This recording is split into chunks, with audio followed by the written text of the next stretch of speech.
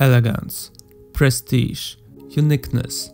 Those words describe the best what Sony Xperia smartphones line was representing. But if I had to determine Xperia smartphones in one sentence, I would say one of a kind.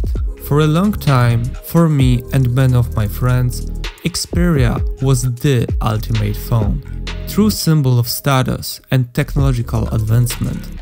The same symbol as other top-tier brands available today. I decided to pay a tribute for a line of phones that once in the past triumphed over the competition and burned a permanent mark on my technological memories. This is the Power User Xperia tribute video, this time from personal perspective. Enjoy! Power User Xperia X8, in fact, my first smartphone. Whole 3 inches display with resolution equal of 320 by 480, 1200 battery, 3 megapixel camera, which for those times offered a good quality and was capable of recording 480p videos. And the heart of this device, Snapdragon S1, in pair with 168 MB of RAM. All of this fitted in a nice, small, brick-style ergonomic case resembling a bit of later Xperia ambient flow design language, with iconic silver-colored buttons formed into abstract shapes. Xperia X8 was not only beautiful and elegant, but also powerful. The performance, camera quality and the display was outstanding in comparison with my previous phones.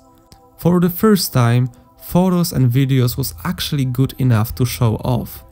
The display was capable of playing 480p videos and Snapdragon chip could run big 3D games.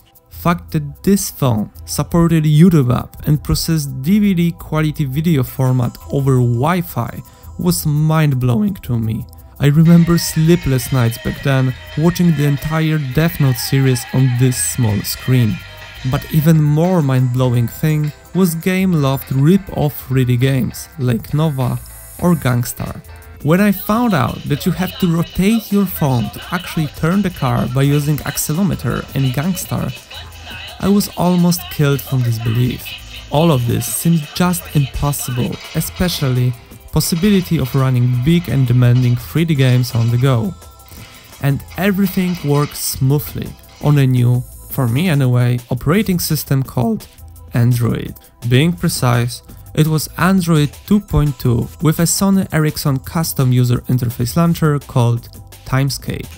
And I'm not going to lie, saying that this interface is the most consistent interface that I had ever experienced. From home screen, through bigger and smaller apps, ending on settings. This launcher is top notch. The idea of this interface design is also very unique. Because of small size of the device, 4 main app slots was placed in the corners of the screen, making the most intuitive way for quick interactions. This corner layout also works as menu options in certain apps, like for example in the Notepad or Phone app. The famous set of 3 navigation buttons are absent on the display, because we can find them in a physical form down underneath it. This allowed designers to create an aesthetic interface without any unnecessary splendor. From the home screen, we can access additional pages and customize them with new widgets. Mostly, widgets allowing users to control basic device functionality, like Wi-Fi Bluetooth switch, display brightness, or silent mode. Making a swipe up, we could access the rest of our apps, where we can freely segregate them. And swiping from the top, we can access our notification center. Easy, aesthetically pleasing, intuitive, and just perfectly designed user interface. The whole aesthetic of the Xperia Timescape interface and the phone itself was influenced by popular back then skeuomorphism and naturalism. However, in a delicate and elegant way. That made the Xperia home screen stand out among another manufacturer's custom launchers. The big advantage of Android 2.2 was a really easy access to new applications thanks to Android Market, but you could also install additional third-party apps by using file manager programs, like for example Astro. Summing up Xperia X8, this phone was not perfect. It was a budget device made out of really nice, but unfortunately plastic materials. Even if the TFT screen presented the best of what it could be capable when watching content, the lack of multitouch was frustrating sometimes. Sony Ericsson made a few workarounds to this problem, like one finger zooming. You had to hold your finger until the magnifier icon showed up and then drag up or down to zoom. However, workarounds are not enough to solve all problems. The 3-megapixel camera was not the best one for sure, but still it was better than all my other phone cameras before. Unfortunately, we can find here also a few lacks in functionality. First of all, the Xperia X8 didn't have a built-in flash, which means that making nighttime pictures is just impossible. And also, a flashlight is not available. Yes, I was literally jealous that my friends had a flashlight in their phones and mine didn't. Good times. The second lack was no video stabilization. I lived with that. At least the unique camera shutter button was something that stood out among other brands. As a first smartphone, for me and many other people, the Xperia X8 was way more than enough. This device was a beautiful start in the new smartphone era, and I'm really proud that this was my first one. Another really popular Sony Ericsson smartphone at the same time was Xperia X10 Mini Pro. With a smaller 2.5-inch display, the Xperia X10 Mini Pro was back then the smallest Android smartphone on the market, featuring a resolution of 230 by 320 and also lacking in multi-touch capabilities. It had a small 930 battery, the same Snapdragon S1 processor, and a better 480p 5-megapixel camera, this time with a flashlight. Released in the same year as the X8, Xperia X10 Mini Pro was an improved version of X10 Mini. How is it possible? Because of this Pro feature. Sony marketed this really nice backlighted keyboard as a main Pro gimmick here. At that time, many people still used phones with a physical keyboards, especially QWERTY ones. The X10 Mini Pro was seen as a bridge for those users to the smartphone world. This keyboard is for sure comfortable, with nicely separated buttons and bright, non-harsh backlighting, allowing for a calm typing even at night. The keys are having surprisingly good press, and for such small screen, there is no better alternative than typing with this physical keyboard. However, because of it, this smartphone is quite chunky. The back of the phone is made out of matte silicone, which didn't age well over time. Personally, I preferred the glossy plastic material, as it looked better visually. The power and camera buttons were slightly bigger to make them more comfortable to press on such small form factor. The front is made out of the same plastic material as the X8 model, and the navigation buttons kept their unique look under the screen. Overall, despite the smaller form factor of this device, the Xperia aesthetic was preserved in the X10 Mini Pro. Back in 2010, when I was rocking my X8, my friend got the X10 Mini Pro model, And I'm telling you, those phones were really powerful. One time we were supposed to make a video for a school contest, and we were incredibly late with it. We shot the footage on our Xperia smartphones and sent them all to my friend's X10 mini via Bluetooth. Then, in the school bus, he opened a video editing app and edited the video. He even uploaded it using mobile data to make it on time. All of this in a school bus heading for the contest event. I was mind blown again. Back then, my home computer had trouble with editing videos, but the Xperia did it with no problem at all. I think this is mainly because of extremely good software optimization. 8 years later, I bought the same exact model of the X10 Mini Pro for a music festival trip.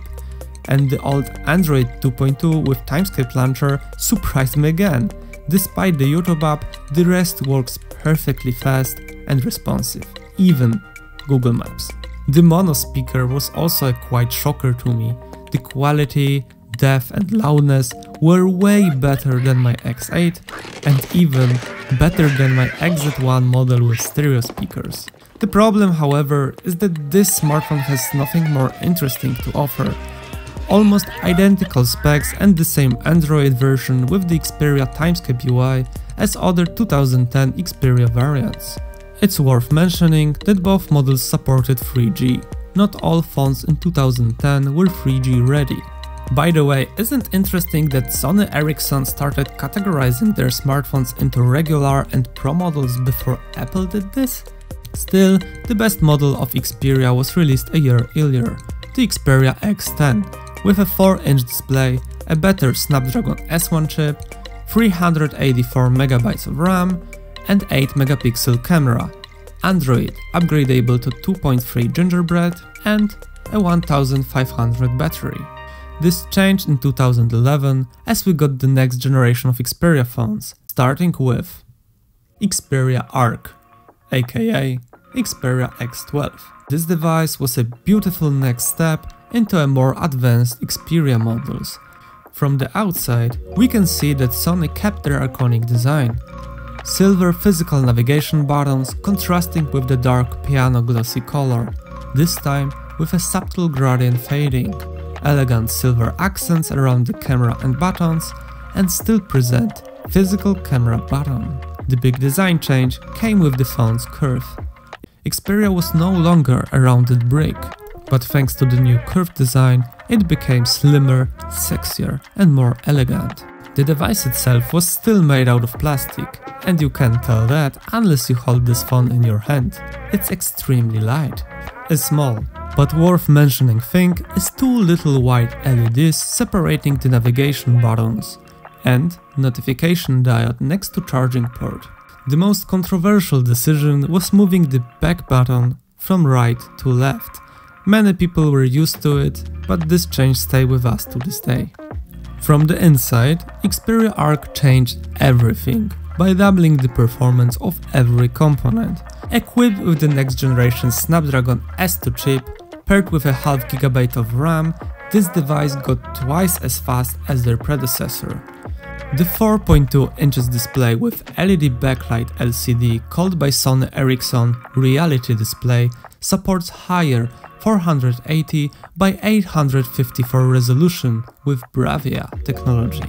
And the 8-megapixel camera is now capable of recording HD 720p videos. But this is not the end of changes. Xperia Arc supported Android up to version 4, Ice Cream Sandwich, again with phenomenal Timescape Launcher.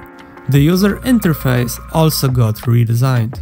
Unfortunately, it's not as consistent as it was on previous Xperia models.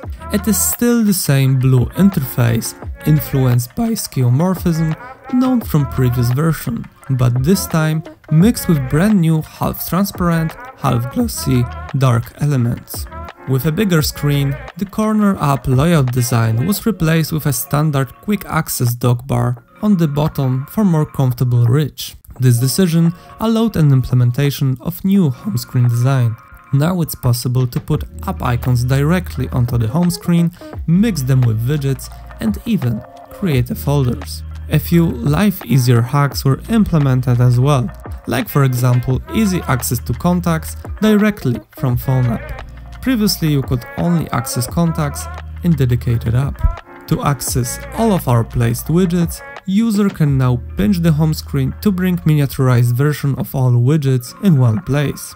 Similar how macOS shrinks all opened windows after performing certain gesture on touchpad. Also the album app was replaced with the new gallery, introducing new animations and functionality like sorting photos into albums. The redesigned interface is super responsive and still really intuitive, now using solutions known from other smartphones while keeping the simplicity of previous timeskip versions. The newest feature in Xperia flagship devices was implementation of the mini HDMI port for playing content from our device directly to the TV. It sounded really cool back then, but honestly, I don't know if anyone used that feature. Nowadays, people would rather use wireless AirPlay function or other screen mirroring solutions. One of the little downsides is that battery stayed the same as the X10 model with a max capacity of 1500.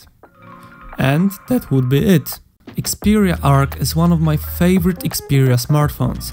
This device not only looks good and elegant, but also works fantastically well thanks to the newer and better components. Sony fans got a new device that highlights all the classical aspects of the previous generation in a brand new way. Regarding variations of the Arc model, we have to talk about the big elephant in the room. Released in the same month as Xperia Arc, the famous Xperia Play.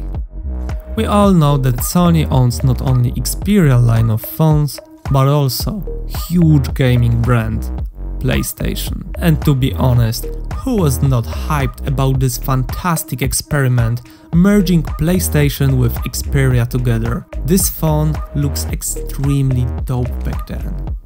People were saying that this would be a PSP killer, and it was hard to argue against it because of the big design resemblance with a PSP Go. However, the story with the Xperia Play is a bit salty. It was pricey from the start, had identical specifications as the Xperia Arc, and had limited update support. A year later, the PlayStation Vita was released, and people quickly forgot about the Xperia Play. I never owned one, and I still don't own any to this day, because it's really hard to find this device at a good price.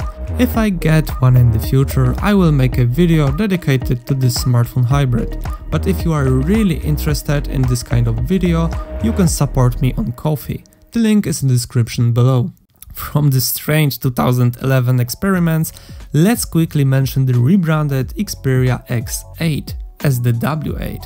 W stood for Walkman, another Sony brand that this time was strictly connected with music. The only difference in those models, aside from the name, was the color and the back cover and the music app icon.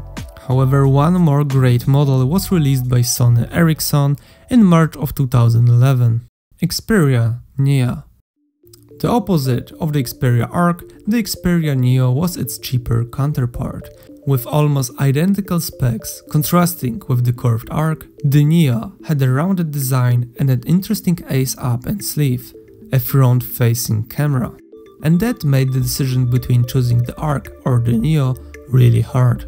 Neo is equipped with the same Snapdragon S2 chip, has the same amount of RAM, the same battery capacity, the same 8-megapixel camera, and even the HDMI output port.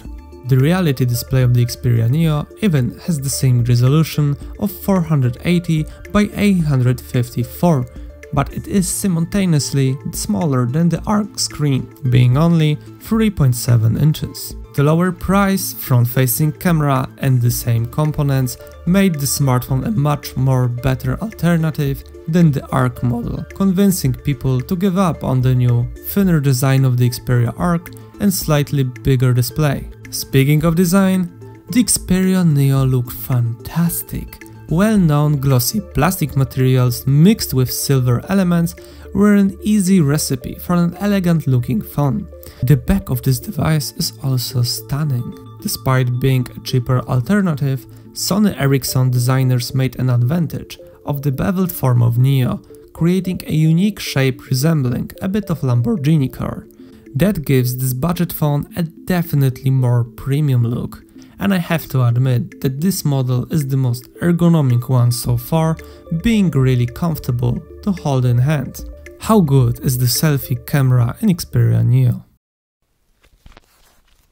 As you might guess, this camera for 2011 was nothing special, but for early Facebook and Instagram selfies, it was definitely enough.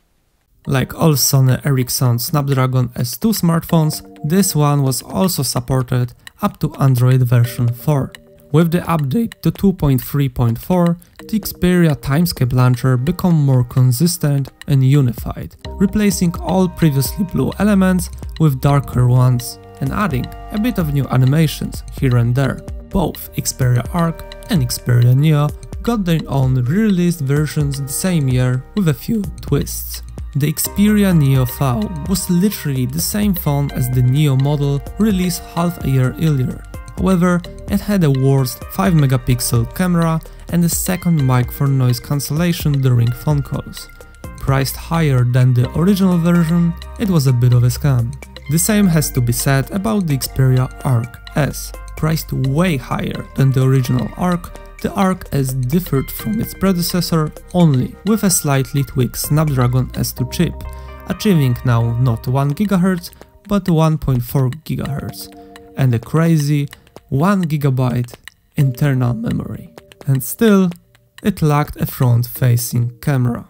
With the end of the year, Sony Ericsson tried to push their newly redesigned line of smartphones on the market. In August of 2011, they released the infamous Xperia Walkman trio, Xperia Ray, Xperia Mini and Mini Pro.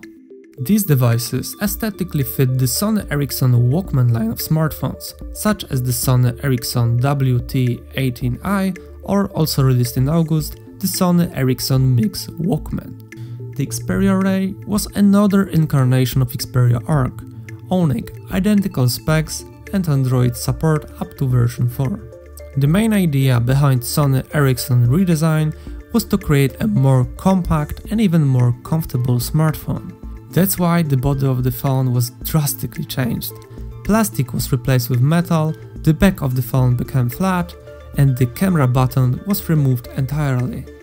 The navigation panel was also changed, replacing the 3 physical buttons with 1 physical big home button and 2 capacitive ones.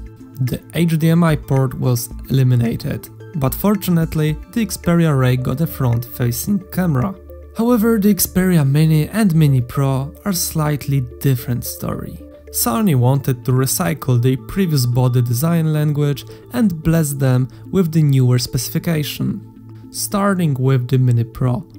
From the outside, we can see that the navigation buttons got redesigned to match the aesthetics of the rest August Xperia phones. The rest of this body design is copied from the X10 Mini Pro. The best change happened to the keyboard. It got arrow buttons to make it easier to move the cursor in the typing mode. Since Mini Pro is a small phone, Sony had to adjust their Timescape UI once again. And they did a fantastic job reanimating the old corner layout and adding a few tweaks to it. First of all, it was now possible to add icons on home screen together with widgets. Dark colors replaced all previously blue elements to match the aesthetics with other Xperia smartphones. And the biggest tweak, it is possible to put up to 4 app shortcuts in every corner. In my opinion, this feature made this phone shine for all compact smartphone lovers. I'm really glad that the old Timescape corner layout got improved and got a second chance. Xperia Mini also took advantage of the newly redesigned Timescape interface. Based on the Xperia X10 Mini, the new Mini got a navigation button redesigned and slightly changed back. Both Mini and Mini Pro got VGA front-facing camera for selfie lovers. This, let's call it Walkman redesign, didn't meet Sony Ericsson expectations. The new Xperia Ray design, tweaked Timescape corner layout interface and new navigation buttons were interesting, but they took away from the Xperia family their iconic look and recognizability. with the end of 2011, Sony announced that it would acquire Ericsson's stakes in Sony Ericsson's venture, buying out Swedish partner shares. The decision was tough, but Sony wanted to focus solely on the smartphone segment, phasing out all the featured non-smartphones and redesigning the Xperia brand with a fresh approach. At the beginning of 2012, Sony Ericsson was rebranded as Sony Mobile, and the first Sony-only smartphone was the Sony Xperia S. Xperia S was the first smartphone that started the new line called Next. The new minimalist and angular shape replaced the previous skeuomorphic curved design. It featured a big screen covered with one piece of glass and a shrunken oval back made out of matte plastic. The main aesthetic attribute of the Next line was the brand new transparent navigation panel with pictograms molded inside. Since you could see through it, it gives the impression of the device being cut into two pieces. This is quite an engineering achievement, considering that the phone's antennas are also transparent. To spice things up, an additional white LED was installed to light up the new navigation bar in the dark. Sony called this design language Iconic Identity Design, symbolizing the entry into a new era of smartphone development and finding its own unique identity in this fast-changing market. Iconic Identity not only refreshed and modernized Xperia design, but also enhanced the famous Sony elegance aesthetic. At that time, Xperia S shined with impressive look and rocked top-tier components. It featured a beautiful, sharp 4.3-inch display supporting true HD 720 by 1280 resolution, a 12-megapixel camera capable of recording full HD 1080p videos, and a front-facing camera able to record HD 720p videos. It also supported NFC technology and had an HDMI port.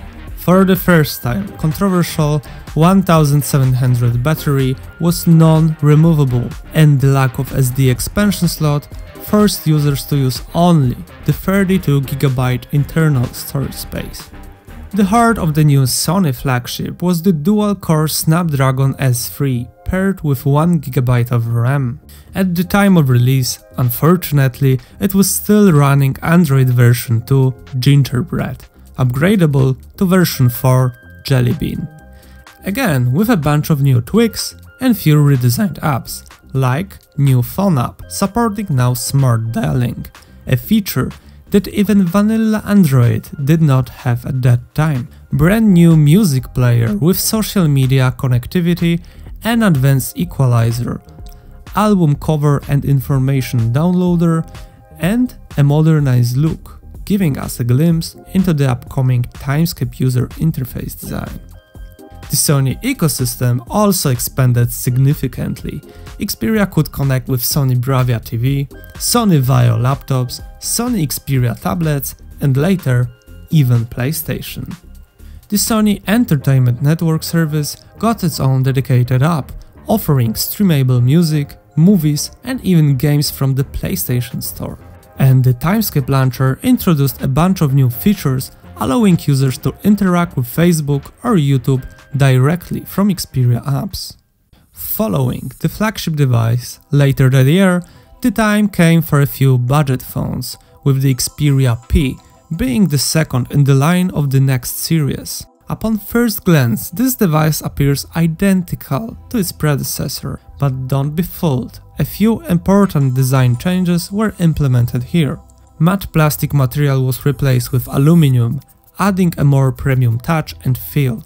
Furthermore, it was no longer possible to remove the back cover, making the Xperia P model the first unibody Xperia phone. Specifications also underwent changes. The most drastic decision was replacing the Snapdragon S3 chip with the cheaper and less efficient Novator processor. While this chip ran Android 2.3 well, the problems arose when users started updating their devices to version 4 Jelly Bean.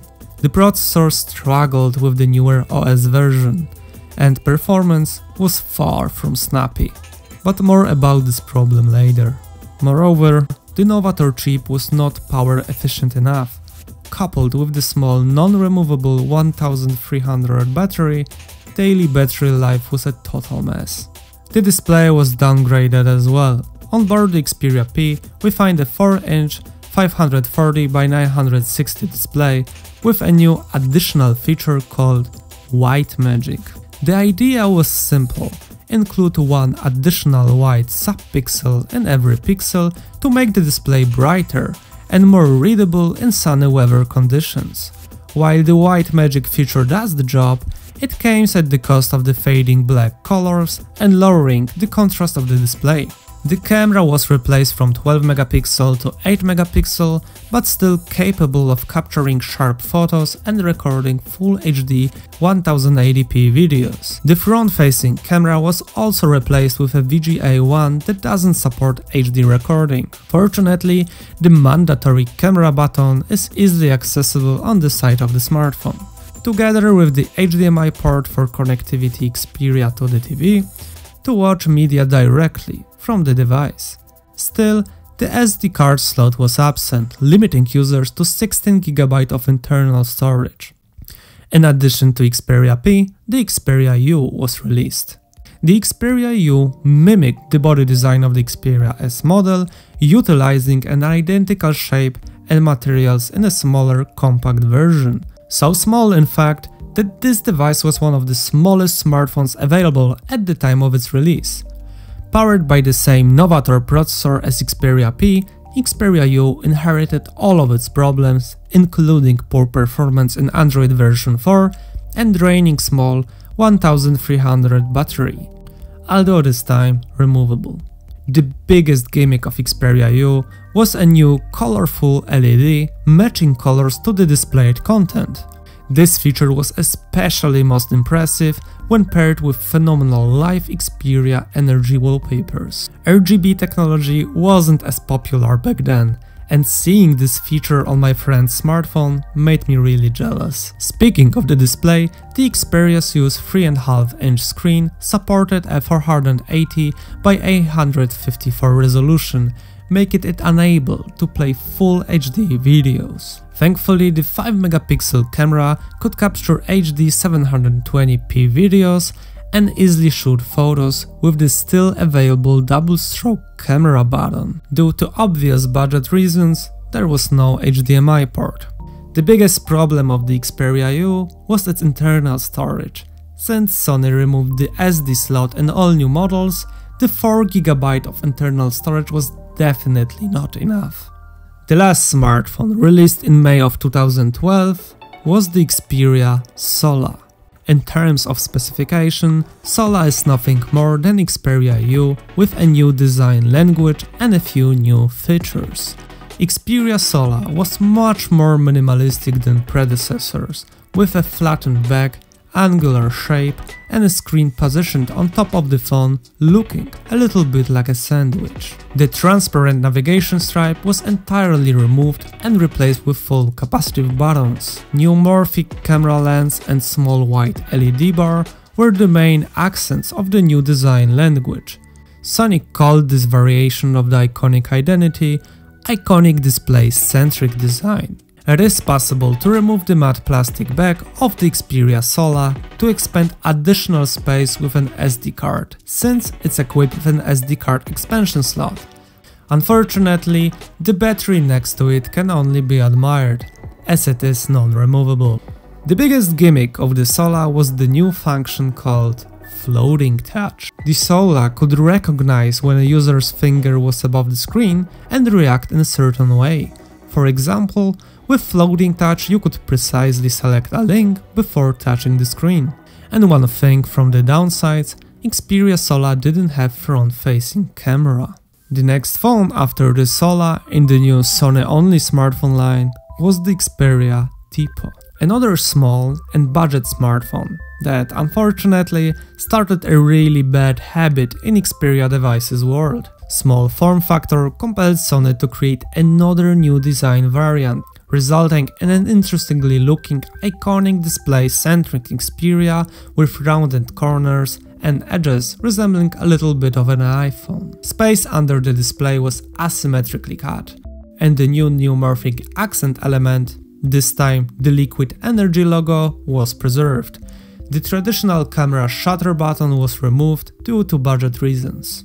The specification of this device was as low as its price. 3.2-inch display with a resolution of 320 by 480, 3 megapixel 480p camera, good 1500 battery, 3 GB of unified memory, expandable with an SD card for additional storage space. And 2-year-old, 1-core Snapdragon S1 with half GB of RAM.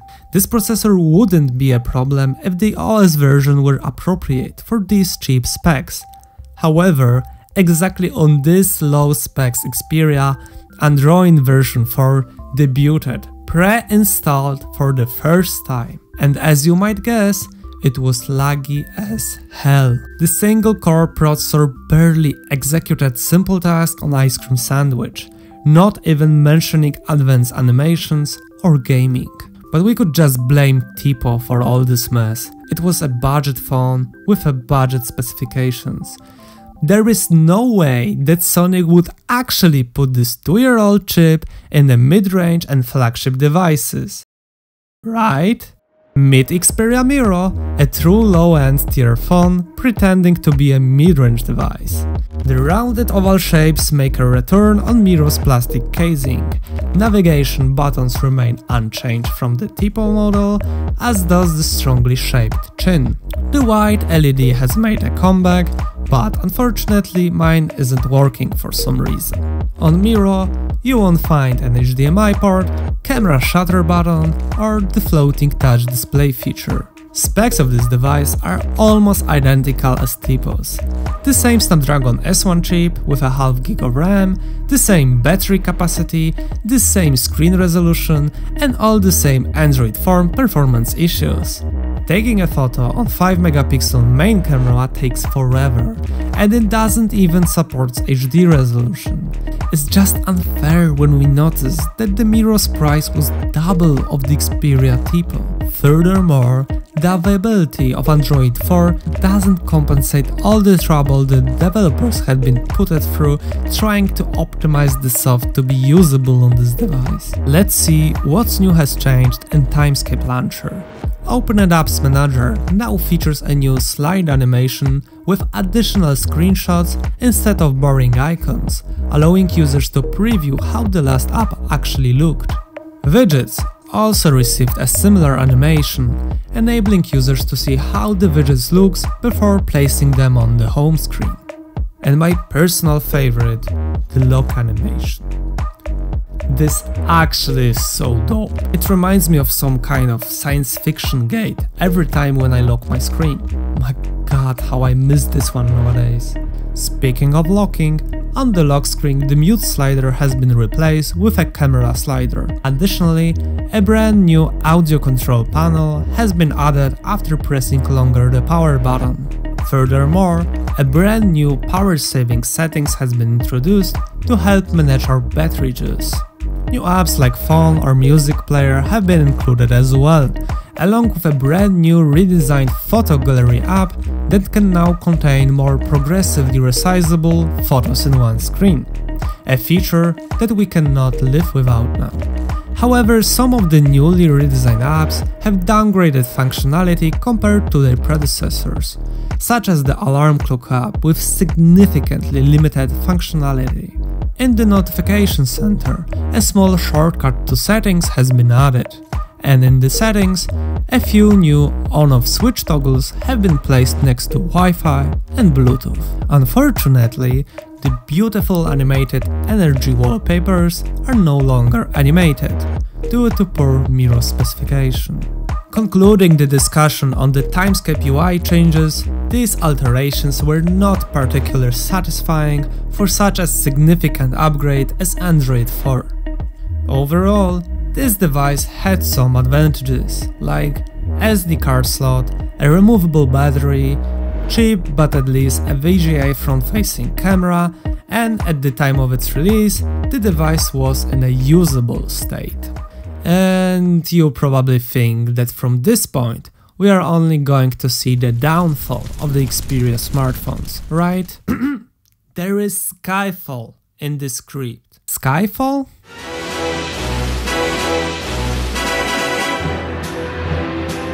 It turned out that Sony was secretly working on their newest flagship device, the Xperia T, branded as a James Bond smartphone, debuted alongside Xperia Miro, and for sure it was a strange experiment. Sony consciously mixed elements of previous Xperia designs with iconic centric display design, creating odd hybrid of both. The curved shape straight from Xperia Arc is back. New morphing elements like plastic camera bump from Xperia Sola is present as well. And for the first time, Sony introduced navigation buttons displayed on screen, rather than being part of the device. Xperia T rocks a mix of James Bond approved features, like good old HDMI port, physical camera button, SD slot and NFC. Specs are of course top tier. 4.5-inch Bravia display with a 720 by 1280 resolution, a 13-megapixel camera with Full HD support, Snapdragon S4 Plus with 1GB of RAM and 1800 non-removable battery. So it's hard to complain on the phone with such impressive specification. We can't complain on the timescape either. Developers were still improving Android 4 UI, adding few new features. Besides a few new animations, most interesting one is new pop-up menu located in App Manager, allowing users to open small apps like a calculator or stopwatch in the form of a floating window. Overall, the Xperia T presents an intriguing blend of design elements and specifications, making it a compelling flagship device from Sony. The last 2012 Xperia device that I want to mention here is Xperia J. Released in October, Xperia J was a budget device with surprisingly good design. Similar to the Xperia T, J was a hybrid of previous and new Sony design, this time mixed aesthetically perfect. Curved shape paired with eye-catching silver buttons and frames brings back the Xperia Arc vibes. The front is modernized, with asymmetrically cut edges nicely exposing the 4-inch display covered in glass. Under the capacitive navigation buttons, the iconic Identity LED light indicator was brought back, adding a nice little accent. The plastic back of this device was simplified, with the only eye-catching element being the new morphing camera bump placed in the top left corner. As some of you may have noticed, a new logo appeared in the middle. Xperia J is the first model not featuring legendary Sony Ericsson Liquid Energy logo. That means that Xperia T was the last new flagship with this symbol present. Modern Xperia inscription replaced it completely. In my opinion, Xperia's J design is perfectly balanced. Lack of additional HDMI port or camera shutter button simplified the look of the device and allowed for the addition of eye-catching elements. I believe Sony was probably aiming for this look from the start of their experimenting. It's definitely one of my favorite Xperia smartphones design. However, not only all design elements were brought back from the past, but the outdated Snapdragon S1 chip as well. The Xperia J was always painfully slow. Just like the Miro, the Xperia J struggled to handle Android 4 well. It was usable, but only up to the point where you open it to applications at once. My friends and I, along with probably all other Xperia J users, can relate to the fact that this chip and half gig of RAM were just not enough to provide a smooth Android 4 experience. The 5-megapixel camera is also a true tragedy. Photos taken with the Xperia J are simply awful, blurry, and in extremely low resolution. The videos are also now better, supporting a maximum resolution of 480p. However, Xperia J has some advantages. Maybe I am biased because I found myself returning to this device several times as it served as my backup phone. So inevitably, I just had to create sentiment around J. For sure, we have to highlight really good battery capacity, being 1700, which lasted for a long time. The battery itself is removable, and after taking it out, we have easy access to SD expansion slot. Also, can we appreciate how aesthetically the silver interior of this device looks like? I like it a lot. The LED indicator is also worth mentioning, as it can inform us about new notifications. And additionally, the display supports HD videos. Xperia J may not have been a standout performer, but it fulfilled the job as a regular smartphone, handling regular tasks. 2012 was for Sony a brand new step and attempt to stabilize themselves on the market. Not all of the 2012 Xperia phones met customer expectations, and Sony found themselves struggling to find new ways to stand out with Xperia brand among other smartphone devices. With the new upcoming Xperia series called Z, Sony realized that the extravagant features didn't necessarily make the phone memorable. They had to again redesign the Xperia from scratch, this time focusing on the universality of the new design. To achieve the established goals, Sony designers reached for minimalism and simplicity, prioritizing perfect symmetry and uniformity. And the name of the completely new Xperia design language was called Omnibalance Design. In the first month of 2013, Sony unveiled a completely brand new smartphone that was not like any other previous Xperia. Every aspect, every element, every detail was made with pietism about perfect symmetry and unity. The dimensions of the device got notably larger, especially to provide maximum finesse and introduce new substantial 5-inch display. Camera on the back is built to the inside of the device to achieve completely flat surface. Unique minimalistic look is achieved by totally angular shape and flat edges. And the newest iconic element of new Sony smartphone series was huge aluminum power button located on the side of the device. The main gorgeous material that is covering new Sony phone, adding premium feeling and appearance, is reflective glass. From this point, the design of Xperia was not elegant anymore, it was a pure prestige. This device started a whole new Z series of Sony smartphones, and it was definitely a peak of Xperia devices. Sony named it Xperia Z and took care about equally impressive look and equally impressive specification. Massive 5-inch Bravia display supporting Full HD 1080 by 1920 resolution was the most notable element of Xperia Z.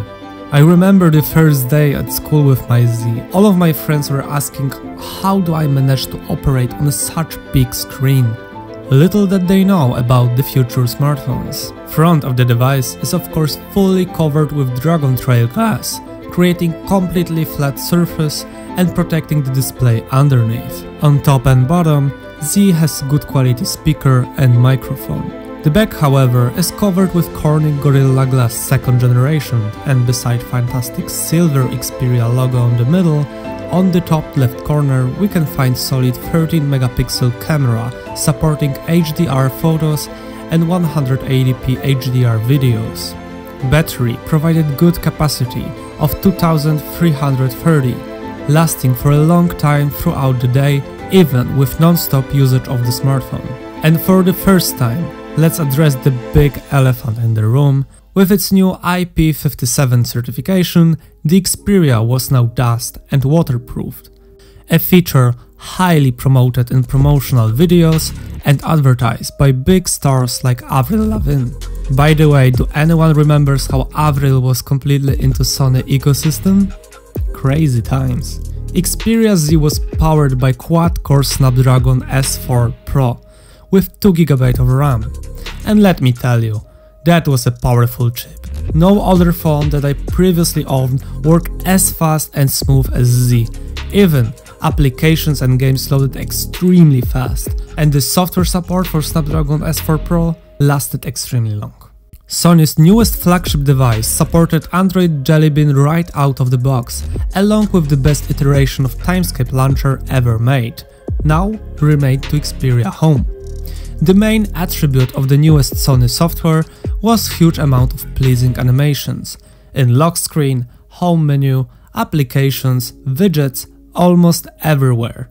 Every interaction with Xperia Z was awarded with satisfying animations that just made you happy from simply using the device. Many applications were redesigned and adopted to the newest version of Sony's user interface. Like for example, Album app. Yes, this name made a comeback. Featuring phenomenal progressive photo resizing that still made the king out of the Xperia album among other Android photo gallery apps at that time. It also included Edit tab for quick photo edits, the ability to sort photos into albums, an eye candy global view feature to see where the photos were taken on an animated 3D spinning globe, and throw function, Sony's AirPlay iteration letting to stream photos, videos and music on a bigger screen. Walkman app, or simply the music player, also received a refreshed user interface and a bunch of new functions. This included new animations, a color picking function that matched the background color with the album cover, a more advanced equalizer with a new auto enhancement feature, a new visualizer, and several features adopted from previous version, such as integration with social media platforms, album cover downloader, and the ability to edit music info. These features and improvements made the Walkman an irreplaceable music player in the Android world.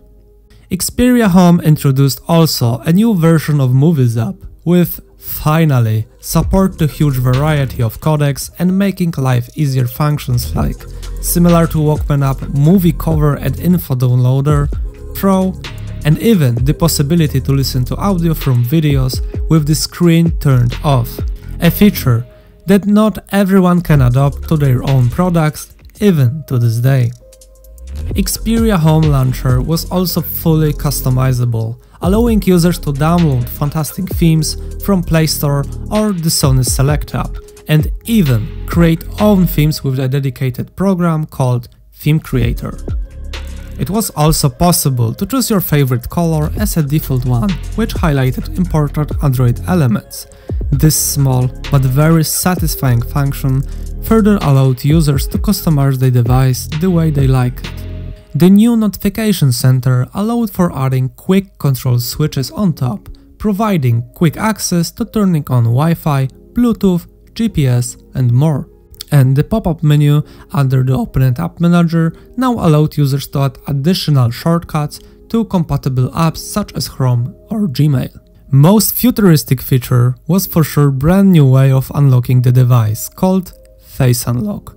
Sounds familiar, but I don't know anyone who was using it at that time.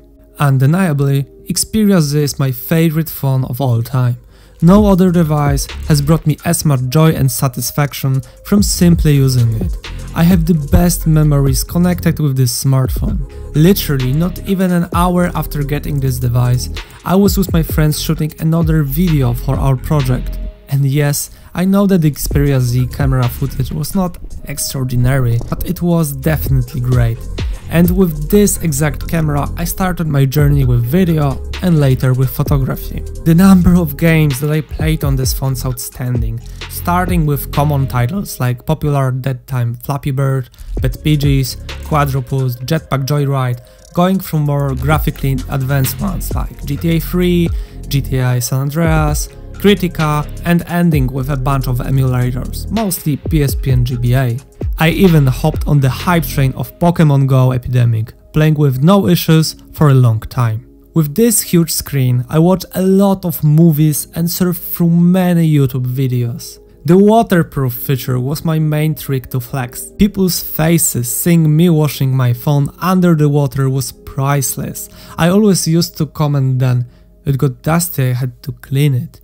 But the truth with the Xperia Z waterproof construction was that this device was waterproof as long as all the pore caps were closed. If any water got inside the headphone jack or micro USB port, well, your phone was screwed. So I had to be always extra careful. I also spent definitely too much time creating new themes for Xperia Launcher, finding best icons, clock widgets, navigation button styles, and matching the best wallpaper took me many sleepless nights. The hotspot function also shocked me. In 2013, mobile transfers were limited and it was pretty common to ask for a hotspot. I couldn't believe back then that I could share the internet directly from my phone. Hey, my man! Yes, you, sir! I'm looking for a tethering spot. I need a guy who knows anything about tethering. Tethering. You look like a guy who would love tethering. Do you like tethering? You think you would like tethering?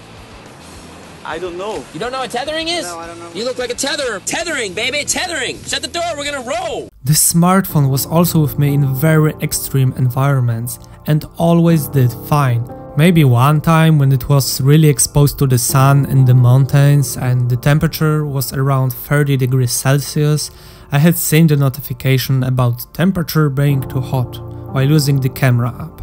Xperia Z brought me this and many other good memories at that time. Summing it up, Xperia Z had everything.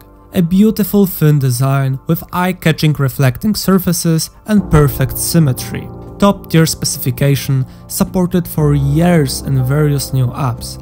An amazing and consistent user interface that was highly customizable and just assured so much joy from simply interacting with it. Sony's greatest apps with unique features, water and dust-proof construction, and good camera. Xperia Z was literally designed for perfection. And this is the last Xperia model that I wanted to mention in this video, mainly because all Sony Ericsson and important Sony-only Xperia devices has already been covered, and the next Sony smartphones just lets the Xperia brand downhill. Next Xperia models like Z1, Z2, Z3, Z5, Xperia Compact and M series were a pretty good products, but they were not enough to keep up with the competition. In the year 2015, I broke my Xperia Z display and had to send my device for service repair. Unfortunately, the most controversial Android version had a premiere at that particular time. When my Xperia arrived, it was updated with the new Android 5.0 Lollipop and a redesigned Xperia Home interface. This update took away everything what was phenomenal about Xperia Home and brought Google Material Design across the UI and compatible apps. There was no longer fantastic animations in the interface, most of them were cut off or replaced with less graphically intense. All default accent colors were replaced with pastel ones. Red was now pink, blue was now light blue, green was now pistachio, etc. with no easy option to revert to the previous colors back. Huge number of previous themes were no longer compatible with new launcher version.